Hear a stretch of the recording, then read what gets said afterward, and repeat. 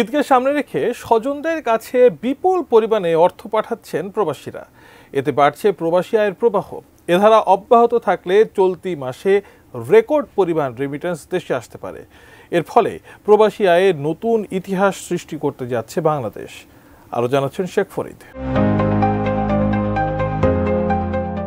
ঈদকে সামনে রেখে প্রবাসী আয় আরও বেড়েছে। মার্চ মাসের প্রথম 22 দিনে রেমিটেন্স এসেছে প্রায় $2.5 বিলিয়ন, যা বাংলাদেশি মুদ্রায় প্রায় 29,768 কোটি টাকা।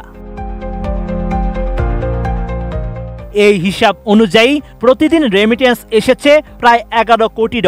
সবকিছু ঠিক থাকলে চলতি মাসেই প্রবাসী আয়ের ইতিহাস সৃষ্টি হতে যাচ্ছে।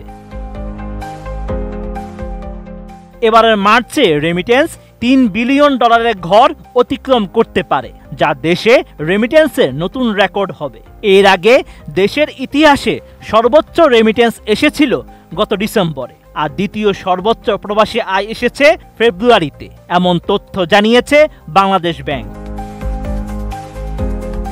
টানা সপ্তমবারের মতো বেস্ট টিস্যু পেপার ব্র্যান্ড হিসেবে স্বীকৃতি পেয়েছে বসুন্ধরা টিস্যু।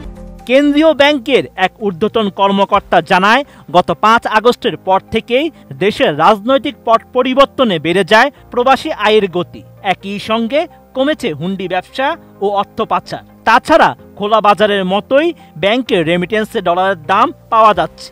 এসব কারণে প্রবাসীরা বৈধ পথে রেমিটেন্স পাঠাতে আগ্রহ দেখাচ্ছেন। তাছাড়া ঈদ উল ফিতরকে কেন্দ্র করে আরও বেশি বেড়েছে রেমিটেন্সের গতি প্রবাহ। মার্চের 22 দিনে রাষ্ট্র মালিকানাধীন ব্যাংকগুলোর মাধ্যমে এসেছে $53 কোটি। বিশেষায়িত 2 ব্যাংকের মধ্যে কৃষি ব্যাংকের মাধ্যমে এসেছে প্রায় $20 কোটি। বেসরকারি ব্যাংকগুলোর মাধ্যমে এসেছে $170 কোটি 63,40,000, আর বিদেশি ব্যাংকগুলোর মাধ্যমে এসেছে $45,70,000। তবে এ সময়ে রেমিটেন্স আসেনি এমন ব্যাংকের সংখ্যা 7টি। এর মধ্যে রয়েছে রাষ্ট্র মালিকানাধীন বাংলাদেশ ডেভেলপমেন্ট ব্যাংক, বিশেষায়িত রাজশাহী কৃষি উন্নয়ন ব্যাংক। বেসরকারি ব্যাংকগুলোর মধ্যে রয়েছে আইসিবি ইসলামী ব্যাংক ও পদ্মা ব্যাংক, আর বিদেশি ব্যাংকগুলোর মধ্যে রয়েছে national bank of Pakistan, state bank of India এবং উরি ব্যাংক।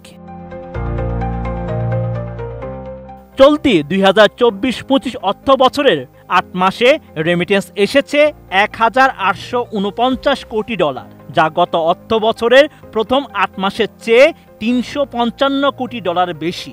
চলতি অর্থ বছরের প্রথম মাস জুলাইয়ে রেমিটেন্স এসেছে $191 কোটি 37,70,000, আগস্টে $222 কোটি 13,20,000, সেপ্টেম্বরে $240 কোটি 41 লাখ, অক্টোবরে $239 কোটি 50 লাখ, নভেম্বরে $220 কোটি, ডিসেম্বরে $264 কোটি, জানুয়ারিতে $219 কোটি এবং ফেব্রুয়ারিতে এসেছে $253 কোটি রেমিটেন্স।